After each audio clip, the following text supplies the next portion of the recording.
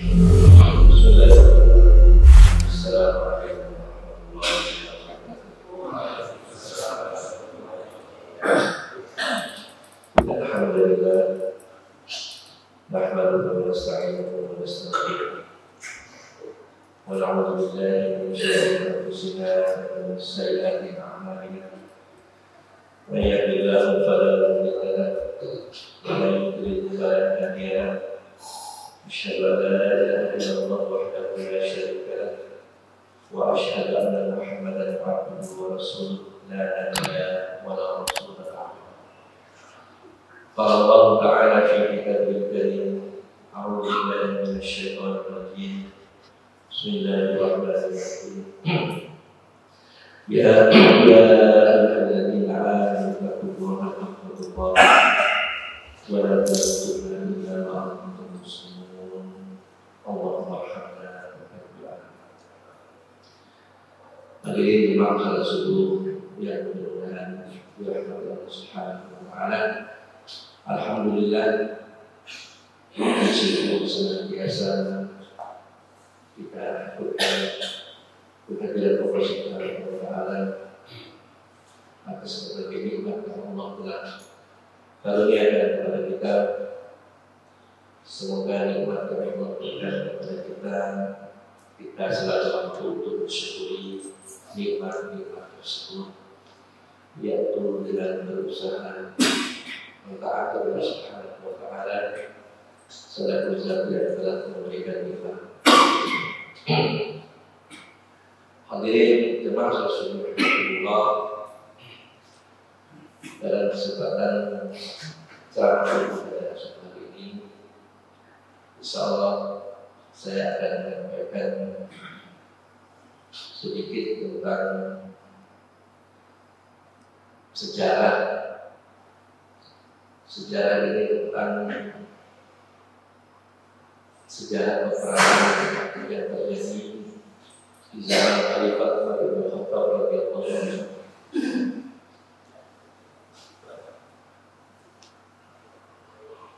Sejarah ini yaitu tentang sejarah peperangan perang Qadisiyah. Ada kisah-kisah menarik yang kita perlu ketahui, yang mana dalam kisah-kisah ini kita mendapati bahwa para generasi pertama itu, para sahabat Nabi, adalah manusia-manusia yang menempatkan agama itu di atas segalanya. Mereka menjunjung tinggi agama Allah. Mereka menjayakan Islam dengan segala apa yang mereka miliki. Karena sikap itulah Allah menjayakan. Allah berikan mereka kejayaan. Padahal banyak di antara para sahabat Nabi itu orang-orang para budak, orang-orang yang ketika awal Islam mereka tidak dihitung, mereka disepelekan. Dalam Al-Quran Al-Baqarah itu mereka disebut sebagai subahat, orang-orang bodoh, orang-orang yang tidak dianggap. Tetapi karena ketaatan mereka kepada Allah, menempatkan Allah Rasulnya sebenarnya, maka orang-orang bodoh inilah yang nantinya akan menjayakan Islam, yang akan mengguncangkan singgasana Parsi dan Roma. Parsi dan Roma di dalam Rasulullah itu support Allah. Mereka sudah lebih dahulu maju. Sementara orang Arab umumnya bukan Islam, orang Arab orang yang masih dianggap terbelakang. Mereka sudah maju, Parsi dan Roma. Tapi akhirnya berlutut di hadapan para sahabat Rasulullah SAW. Perang Qadisiyah ini adalah perang terakhir penaklukan Parsi, di mana sebelumnya sudah didahului beberapa kerajaan-kerajaan Parsi itu sudah ditaklukkan oleh tentara Islam, oleh para sahabat Rasulullah SAW. dan sebagai benteng terakhir, kekuatan terakhir Persia ada di benteng ini, yang di dalamnya itu tinggallah Kisra Yazdabil. Ini penguasa nomor satu, penguasa Persia nomor satu. Kalau Romawi itu rajanya gelar-gelarnya kaisar. Jadi kalau Persia Kisra. Di istana Kisra Yazdabil itulah istana terakhir, benteng terakhir, dan merupakan kekuatan terakhir daripada orang-orang Parsi. Mereka orang Majusi, penyembah api. Dan di istana Yazdabil inilah tinggallah seorang yang tersohor namanya. Ya, orang Arab dulu perang itu sudah biasa. Jadi mereka kenal sosok ini, yaitu seorang panglima perang yang mempunyai mahkota ibarat raja.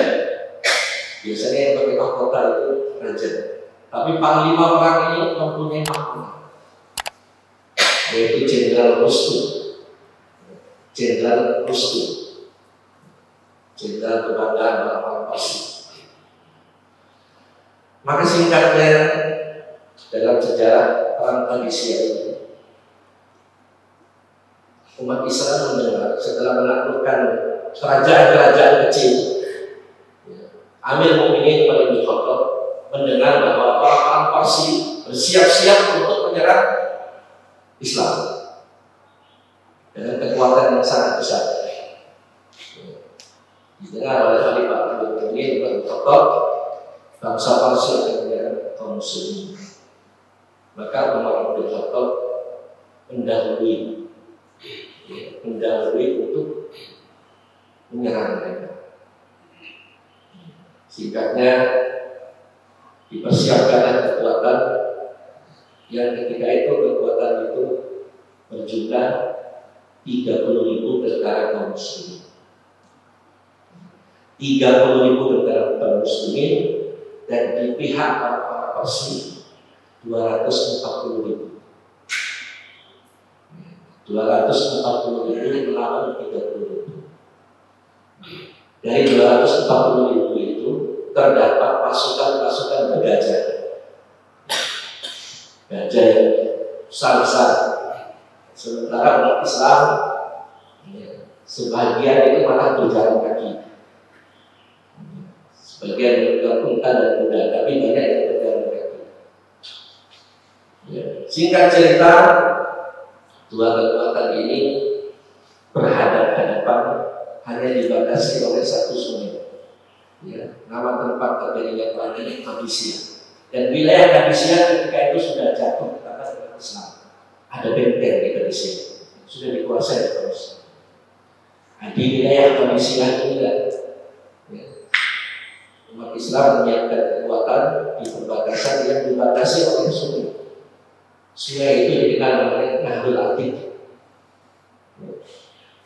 Maka di batas sungai inilah dua pasukan ini berhadapan. Tentara Parsi langsung dipimpin oleh panglima, yaitu Jenderal Rustum.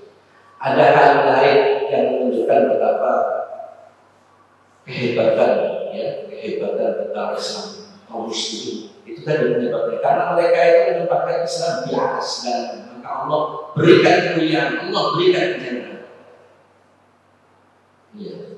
Ya, mohon maaf sikap ini hari ini hampir hilang.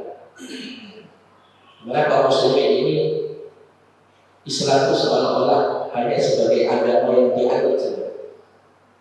Tetapi pembelaan terhadap Islam ini hampir menipis sekali dibandingkan bagaimana dengan sahabat. Islam itu di atas segalanya, maka Allah muliakan. Singkatnya, sebelum peperangan adanya Islam itu, mereka tidak pernah berperang sebelum mereka berdakwah, sebelum mereka mengajak kepada Islam, sebelum disampaikan hujah-hujah ajakan untuk masuk ke dalam Islam. Jadi perang itu belum akan terjadi. sebelum mereka didakwahi Islam sampai ke argumentasi tentang Islam.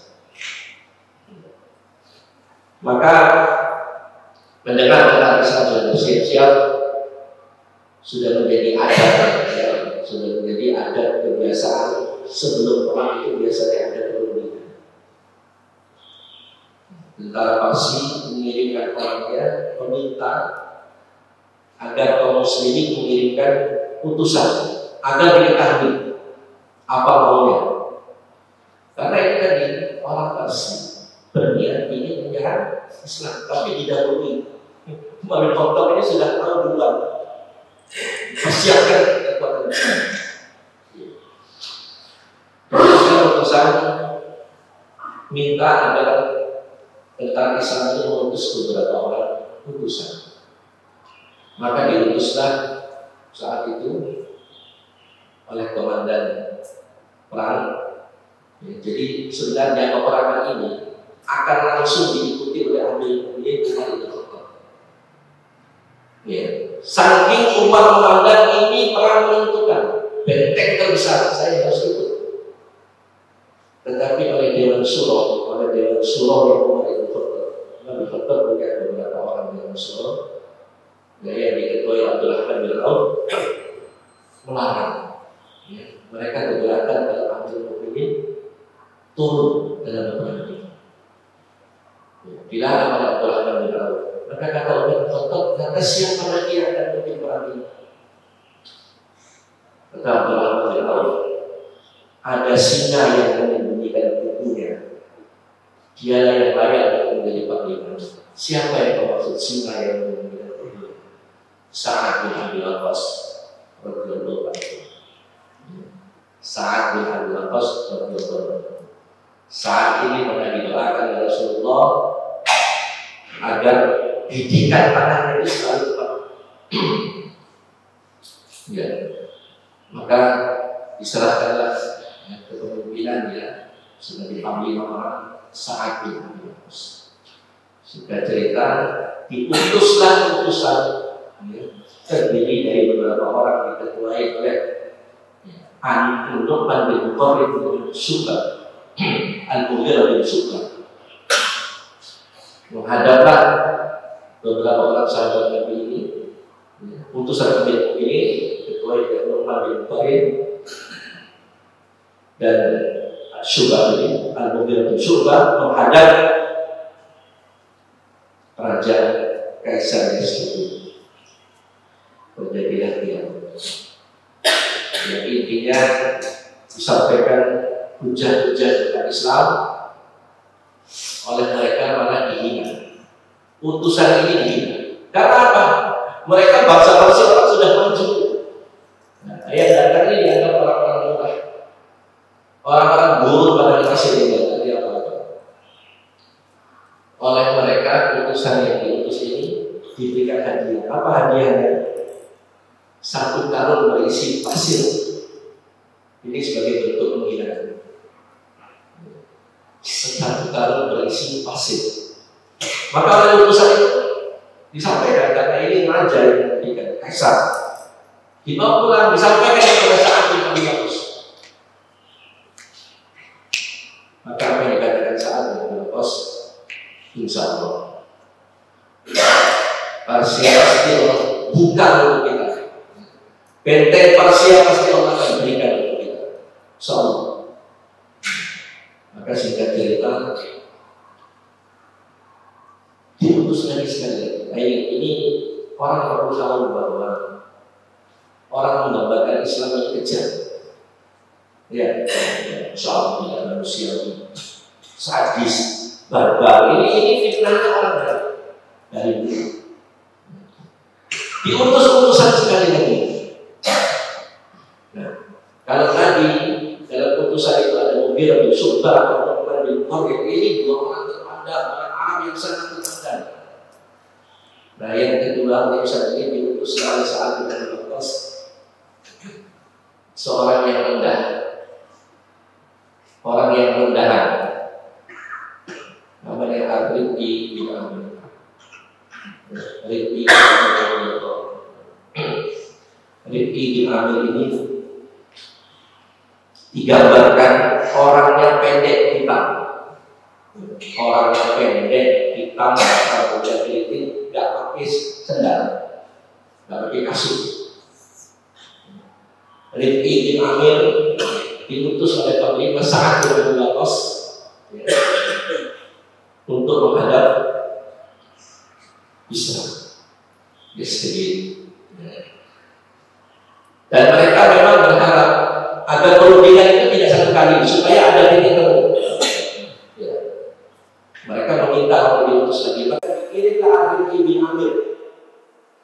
Singkat cerita, diberi syarat bahwa utusan yang datang kedua ini dalam rangka menghina Islam. Ketika sampai di istana Parsi, dia masuk istana sampai menuju tempat Kaisar, dia harus jalan membongkok. Dia harus jalan membongkokkan badannya. Ya, maka Rifqi bin Amir digambarkan dalam sejarah. Rifqi bin Amir ini orang yang pendek, dia menunggangi kuda pendek, kuda poni.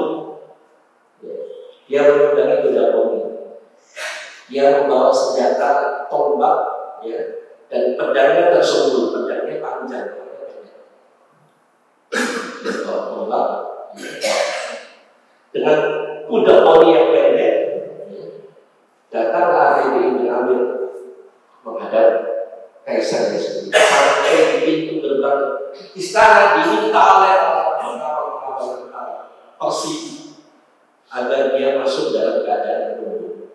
Saat itu perintah dari Yesus, istana Parsi harus dihiasi, dikeluarkan pemeliharaan Parsi. Untuk apa? Untuk memiliki untuk supaya umat Islam ini tertarik, dihiasi begitu indahnya, emas-emasnya itu simpan di depan Raja Parsi. Dikeluarkan permadani, dihamparkan permadani yang paling indah, bantal-bantal tempat sandaran yang berlapiskan emas itu dikeluarkan semua. Maka singkat cerita, Rifqi bin Amir ketika dicegat untuk masuk, kecuali dalam keadaan membongkok. Rifqi bin Amir orang yang agak rendah tapi pintar. Apa yang dilakukan Rifqi bin Amir? Baik, saya akan membongkok, bukan dulu. Pintunya dibuka, dia turun dari kudanya, dia membongkok tapi membalikkan badannya. Dia jalan mundur. Dia membungkuk sambil berjalan mundur. Dia tidak mau menghadapkan wajahnya. Mundur. Artinya apa? Mereka ingin menghina Islam, dihina oleh Rifqi.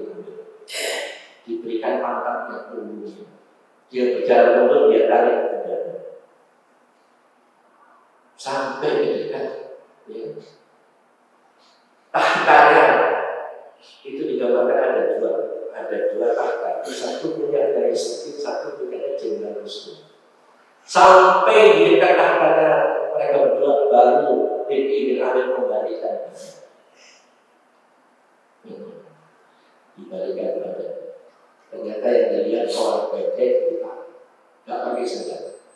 Apa yang dilakukan Rifqi bin Amir ketika sudah dekat, dia balikan badan.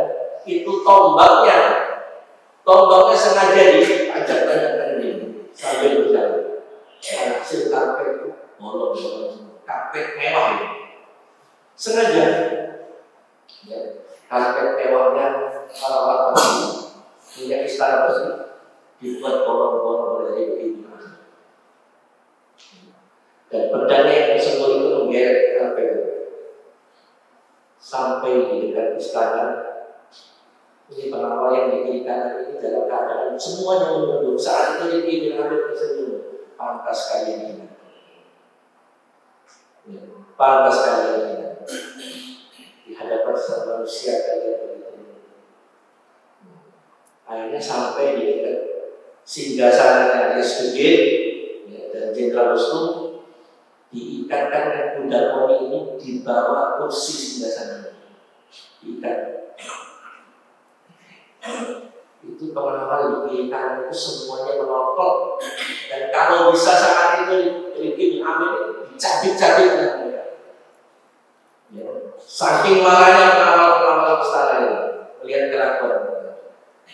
Dan kudanya lagi Ibn Amir ini sengaja disuruh kakinya dibuka-bukakan supaya kakinya hancur semua. Ini fakta sejarah. Untuk apa? Untuk menghinakan orang-orang kafir. Karena mereka menghinakan Islam. Singkat cerita, terjadilah dialog. Apa sebenarnya yang kalian, orang-orang padang pasir itu, tertarik untuk berperang dengan kami? Apa yang membuat kalian tertarik? Jadi mereka ini sudah berangkat, karena ini kekuatan yang paling besar. Apa yang membuat kalian tertarik untuk berperang dengan kami? Inilah jawaban Ibn Amir yang mengatakan dan didengar oleh semua. Apa jawabannya? Ya, bahwa Allah mengutus kami ini diutus Allah untuk mengeluarkan manusia dari penyembahan manusia terhadap manusia menuju penyembahan manusia kepada Allah manusia. Ya. Binufrijal ibad min ibadah dan ibad ila ibadah di rabbil ibad. Kami diutus untuk mengeluarkan penyembahan hamba terhadap hamba menuju penyembahan hamba kepada Rohnya hamba. Saat itu penguasa-penguasa mereka itu seolah-olah sebagai Tuhan yang ditaati. Kami diutus itu untuk mengeluarkan seorang hamba terhadap penyembahan sesama hamba kepada penyembahan terhadap Tuhan. Wa min dini dunya ila sa'atil akhir wa min julil adiyah ila ajril Islam. Ini kalimat dikenal sampai hari ini. Kami diutus oleh Allah itu untuk mengeluarkan seorang hamba dari penyembahan terhadap hamba menuju penyembahan terhadap Tuhan yang hamba. Dan dari sempitnya dunia kepada luasnya akhirat. Dan dari kezaliman agama-agama menuju keadilan Islam. Maka saat itu Jenderal Rustum maju ke depan. Ya. Apa kalian sudah benar-benar siap berperang dengan kami? Jadi Ibn Amir tertawa. Kami datang ini semuanya sudah siap mati, bukan siap hidup. Kalau mereka kan perancang gitu. Ya, kami yang datang semua ini sudah siap mati. Ya, bagi kami mati ini tidak ada urusan. Dalam rangka memuliakan Allah. Ya. Jadi apa mau kalian? Tadi sudah disampaikan oleh orang yang lebih senior dari kami, tetapi rupanya belum juga jelas. Tujuan kami tidak ada lain, kami mengajak kalian kepada Islam. Itu yang pertama. Kalau kalian penuhi, kalian jadi bagian dari kami, saudara kami. Yang kedua, kalau kalian menolak ajaran kami untuk taslim, maka kalian akan kami hinakan. Kalian harus bayar jizyah dan tunduk di bawah kekuasaan Islam. Yang ketiga, kalau kalian tidak mau dua-duanya, pilihan terakhir perang. Jadi Islam itu setelah didakwakan, negara-negara negeri itu ditawarkan 3 setelah didakwakan Islam. Maka saat itu Jenderal Rustum mengatakan kepada Ibn Amir, berikan kami waktu, kami akan berunding dengan raja kami dan pembesar-pembesar kami. Berapa lama waktu yang kau minta? Coba ini luar biasa. Orang rendahan, ada di jenderal yang namanya dikenal sebagai jenderal. Kalau kita mungkin kita kecil-kecil menghadapi jenderal. Berapa lama waktu yang kau minta? Ya kami akan berunding sampai kami mendapat keputusan yang terbaik. 1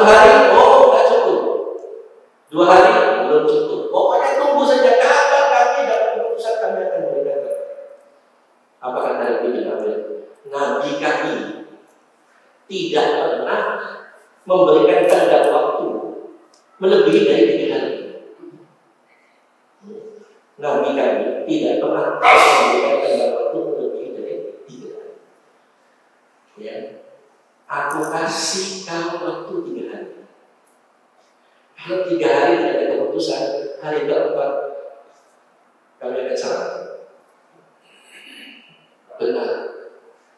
Ternyata 3 hari tidak ada keputusan, maka kaum muslimin sudah menjalankan pasukan dan persenjataan apa ya.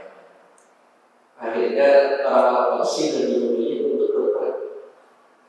Singkatnya terjadilah peperangan Persia yang dasar 30.000 melawan 240.000. Dari 30.000 itu ada 40 orang veteran perang Badar. Kata Rasulullah SAW, veteran perang Badar itu kalau dia melakukan doanya tembus ke langit, gak ditawar-tawar oleh Allah.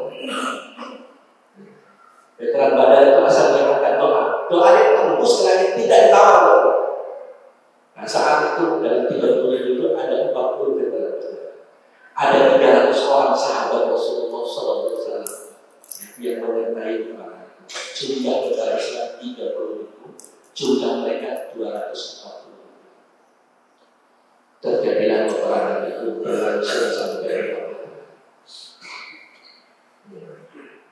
pasukan gajahnya begitu dahsyat, umat Islam sempat pecah-pecah. Tetapi karena di tengah-tengah mereka ada orang-orang pilihan Allah, ya, ada veteran Badar, ada sahabat Nabi yang masih hidup 300 orang binatang. Maka akhirnya Allah buka kemenangan. Allah berikan kemenangan kepada umat Islam. Hari keempat benteng Persia ditaklukkan oleh Rasulullah. Ini sebenarnya cerita yang panjang sekali, luar biasa ya. Belum lagi ketika kaum muslimin itu banyak bunda itu menguasai benteng itu, banyak cerita-cerita yang luar biasa. Singkatnya, hari keempat umat Islam dalam pasukan takbir dibuka benteng Persia. Jenderal Rustum yang terkenal sangat ditakuti, ahli perang, akhirnya mati karena tentara Islam. Tidak sempat lari menyelamatkan diri. Begitu juga dengan Kaisar Rasputin, ghanimahnya banyak sekali. Nah, hadirin Allah, ini sejarah yang sampai hari ini ya dikenal ya dengan perang Qadisiyah. Seluruh umat Islam mengetahui tentang ini. Intinya dari apa yang kita sampaikan, para sahabat Rasulullah, generasi pertama sahabat tabi'in, ini generasi terbaik. Mereka lah orang yang menempatkan Islam itu di atasnya. Mereka junjung tinggi Islam, mereka muliakan Islam. Allah berikan kemuliaan kepada mereka. Hadirin jemaah Rasulullah, itu saja barangkali sedikit kisah tentang manusia. Kemudian kita bisa ibrah, mengambil pelajaran dari kisah ini. Subhanallah wa bihamdihi, asyhadu an la ilaha illa anta, astaghfiruka wa atubu ilaik. Assalamualaikum warahmatullahi wabarakatuh.